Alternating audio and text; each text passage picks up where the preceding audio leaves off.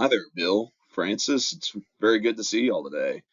Yeah, thanks so much for taking the time to discuss this financial plan with us. And so, yeah, as you know, I know we've met a couple times, so good to see you. And I know a couple days ago you received from our team an extensive financial plan. I know that was probably a lot of information to take in. I think it was north of somewhere like 70 pages, but that's really how deep this financial planning stuff honestly goes.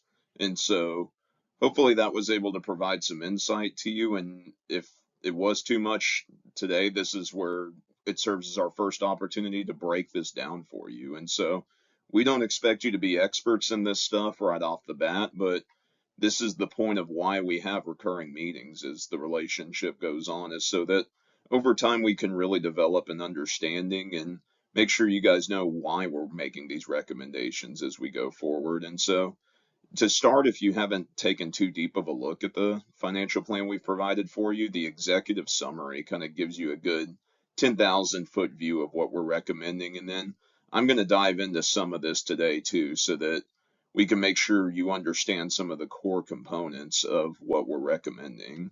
And so to get started here, everything we're going to plan for in this revolves around your goals. So as we explained to you in our initial meeting, the whole point of how we invest your money, how we plan for everything is going to revolve around your financial goals. And so what I have up here for you is kind of a snapshot of all the goals that you've provided for us. But another benefit of those recurring meetings is we know that life goals aren't stagnant. They're going to change over time. And so that I wanted to just show you that we're paying attention to these here and we have all these implemented in your plan. But this is all going to revolve around what's called a Monte Carlo simulator within our plan, and I'll explain what that means. So with our Money Guide Pro software, it's going to take our scenarios that we put with the different goals, different assets, income, planned spending, and then at the end, your goals. And it's going to run all of those through 1,000 different trials, anything from the best market possible to another Great Depression. And it asks it, what are the odds that you have enough money to last your entire life and be able to sustain your goals in the current scenario? And so, as your financial planner, one of the tougher parts of our job is sometimes we do have to deliver news that might not be so fun to talk about. And sometimes we have to be the one to just report the data and leave the emotion of it at the doorstep. And so you can see here in the current setup of the plan with all the goals we've put in there and what we currently have with the data. Unfortunately, yeah, we are not looking at a high probability of success. And so while I do have to deliver that bad news to you right now, the good news is that you're still having some work life expectancy left and you're earning very high income right now. And so we have an opportunity to pivot and still be able to sustain a successful financial plan, which is basically making sure that you can still live your desired current lifestyle with what you have and what you plan on earning and saving. And so like last slide probably referred to, we need to develop a plan here. We need to pivot in order to create a successful plan that's going to ultimately sustain your lifestyle. And so here's a list of everything that's involved in the financial plan. And so I'm going to spend some time talking about the biggest takeaways from each of those. And again, the financial plan goes into a lot more depth on this stuff. But the first thing I want to talk about is cash flow management, because this is going to be a big dictator to how the financial plan chances of success really lie. And so really this is just a big snapshot of what's coming in and what's coming out and where is it all being allocated towards. And so the biggest takeaway from this is that the monthly spending that was put into the financial plan is too high to really make it sustainable. And so the way to think about this is that the monthly expenses are going to be the biggest game changer to your financial plan because they're recurring, they're every month. So even if it's only $1,000 too much a month, that's times 12 is 12,000 times your life expectancy. That can add up pretty quick. And so even by cutting some little expenses in the monthly budget, we're able to make a significant difference in the chances of success. And so you can see here, based on what we've created in what's called the efficient financial plan, which is, or excuse me, the efficient retirement plan, which is what I'll show you in a little bit. This was the budgeting amount we came to. And so we're going to run a budget for y'all and make sure we understand what all's coming in and what's coming out, because there was a lot of unallocated money in the cash flow statement that we put together in that plan, because we didn't know where a lot of it was going. So we need to determine where that is going and make sure we're reallocating it to the correct spot. And so a couple big things I want to talk about are paying off the vehicle loans. You guys have more than sufficient cash saved in your Bank of America accounts. Typical recommendation is about 3 to 6 months of mandatory spending. And so what you have right now is well north of that. And so we're going to recommend paying both of those off. It saves you that monthly cash flow, and then it saves you of having to pay a lot of unnecessary interest. And so we recommend that. We're also going to recommend maxing out both of your Roth IRAs and doing that by some of the money we've been saving from changing the budget. And so we'll do the backdoor method. That's a little bit beyond what we have time to talk about today, but we will explain how that works as time goes on.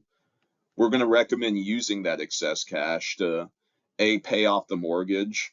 We're going to put a little extra payment towards that because that's one of your goals that you've stated, and we are fully on board with that and totally agree that we don't want to be paying off debt on a fixed income. And then we're going to utilize other extra cash flow for the insurance products we'll recommend, as well as contributing more to Francis's 403b. So shifting gears here, one of the biggest goals you've spoken to us about is the desire to fund your grandkids college. And so what we've done here is developed what's called a sinking fund. And so we've done some extensive calculations at Clockwork where we're really trying to determine what's the minimum amount we need to put in order to be able to fully fund your your grandchildren's college, and create what's called a sinking fund, which means we grow it enough to have the money. And then in an ideal scenario, on the last day that Georgia attends school, that's going to be the day the account hits zero. And so obviously we know things aren't a straight line, but as we have good estimations, we can get as close to that as we can. And so with that being said, you can see here about $8,170 is how much we need to contribute at the beginning of each year. And we're going to recommend a New York 529 because historically those have been one of the better performing 529 vehicles. And so we have a JP Morgan age-based fund we're going to recommend for that. And then you might notice that on this graph here, it starts around 200,000 instead of zero. And the reasoning for that is because you've mentioned that your 529 is significantly overfunded, but that's no problem because you can change beneficiaries to those at any time. And so we can just change it right on the corner and we can keep going from there. On the risk management side, this is going to be some of the more extensive changes we're going to have to make. Again, this risk management is really going to require a whole nother meeting, possibly even two, to really break down. But I just want to give you an idea of what we're going to recommend for now. And so the medical and ancillary stuff, it's all great with A&M. For now, we will have to come back to the drawing table when Francis retires, but for now, we're good. Auto and umbrella, again, that's another conversation. But what I really wanted to point out today was some of the biggest risks. The first is disability. So a lot of folks look past this just because they think it's never going to happen to them. But one could make the argument this is tougher than a life policy, and it's more necessary because if you're to become unable to work, not only is that income now not coming in, but oftentimes medical expenses and things of that nature go up. And so, Francis, you at least get enough coverage to where it could be sustainable at 8,000 a month for your own occupation. But Bill, you don't have any coverage. And so if heaven forbid something were to happen where you became disabled, there would be all that income that you're making would now be gone.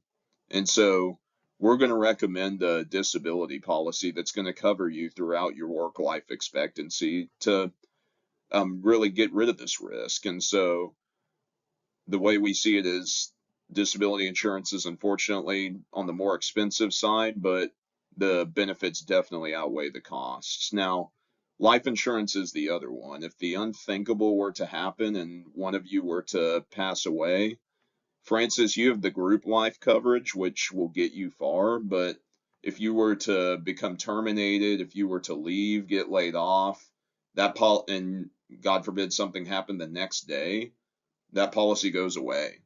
And Bill, you currently have no life insurance coverage. And so we're going to need to take a look at those. And we highly recommend, especially for Bill, since you have the longer work life expectancy, we're going to highly recommend you get some coverage to make sure that your family, when they'd be grieving you, they're not in deeper financial hardship. But for Francis, we'll keep the group life, but we're also going to utilize a bundled long-term care policy.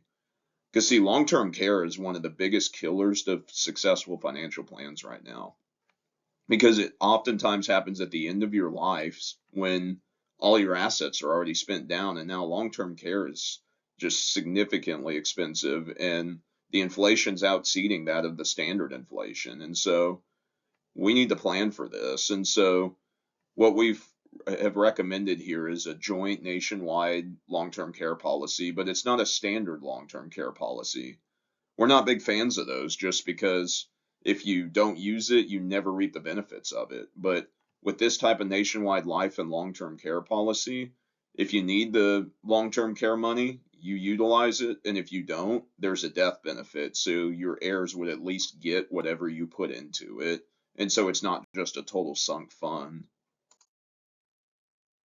Investment planning is something else that's going to take several meetings to dive deeper into because it's a moving target, and we're going to spend extensive time at every one of our check-in meetings reviewing what we've done on the investment side because it's very important. And client education is one of our core values, and we want to be sure you're understanding what's going on along the way. Now, Francis, you're a lot more risk averse than Bill. Bill's a lot more risk tolerant, but we need to make sure that through these and the policy we recommend with your required growth in order to get to your goals, that we're also addressing your risk. And so what I'm going to tell you right now is with the current layout of your portfolio, we're taking on some major exposures to risk that could be avoided by making sure it's allocated properly. If we're going to take this level of risk, we need to do it in the smartest and most efficient way possible. And so a few things that I want to point out here are that, first of all, you're significantly overweight in small cap and in some industry specific funds, as well as some international funds, which all tend to be the most volatile, is probably hinted by the month of April and what's happened, and the fact that the portfolios went down a good amount during that time. And so we're going to need to address this. And so we're going to recommend a good policy going forward, but that's not to discount the fact that you have over 2 million saved for your retirement and or your goals from the 529. And so we are going to, yeah, I do commend y'all for that. And we're going to develop a plan going forward. So we're going to talk about the IPS at our next meeting, which is an investment policy statement, and it's going to be our total return to portfolio. So all that means is that we're balancing out your risks, and we're going to reallocate everything to how it should be to align with your risk tolerance, which is how well you can tolerate risk, and then your risk preference, which is what required return we really need in order to make sure we maximize your potential while not taking on excess risk. And we're going to sell out of the consolidated position. So, Francis, I know you have an attachment to the Walgreens stock, and we're not ignorant of that. But however, we don't want to have your retirement portfolios, 10% of it or around there, reliant on the performance of one company. And so we're not going to just completely liquidate out of this, but we are going to reduce our exposure there and build the fixed income sleeve around that. And then there's some excess cash, like in Bill's Roth IRA, that are just sitting there with opportunity cost right now. And so we're going to make sure all the money's working for you. And so the simplest way to do this is we're going to work on consolidating your accounts. We custody at Vanguard, and so we're going to make sure they're all in one place other than the 403B, which we can't manage right now. And really from there, once you give Clockwork Advisors your discretionary authority, then we do the rest. And our job at that point with you guys is to make sure we're educating you. We never want you to be in the dark about what your investments are doing for you. And so with that, we're going to create the optimal retirement plan I was referring to. And so this is just one of many things we can do. And the beauty of the Monte Carlo simulator on Money Guide Pro is that we have the ability to toggle these things around after you go home and discuss this. And so the first thing, of course, like I mentioned, reduce spending. We're going to create the optimal Social Security plan. So what that means is that we're going to total up the estimated payments you get from Social Security from the day you take it until your life expectancy and see which age that you take it at, because we know if you take it after full retirement age, it increases your benefit and it reduces it if you do it beforehand. But which method is going to get us to the most lifetime Social Security payments?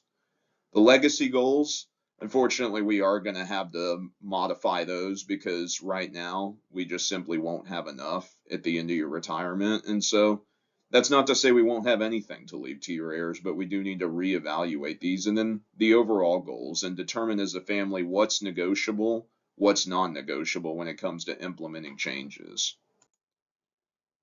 From the tax standpoint, again, we are not CPAs by any means, but we do have some knowledge in the tax space. And so I mentioned we're going to sell out of Ford, and we're going to strategically do that so that we never raise too many long-term capital gains at once. So we get that favorable 15% long-term capital gains rate, and we're going to divide that out over 4 years to make sure you're not getting hit with a huge surprise in any April.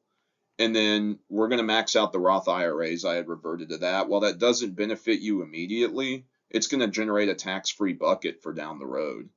We're going to max out Francis's 403B to ensure that you're able to put away the most tax-deferred income, but as well with those Roth catch-up contributions to make sure we're getting a tax-free bucket as well.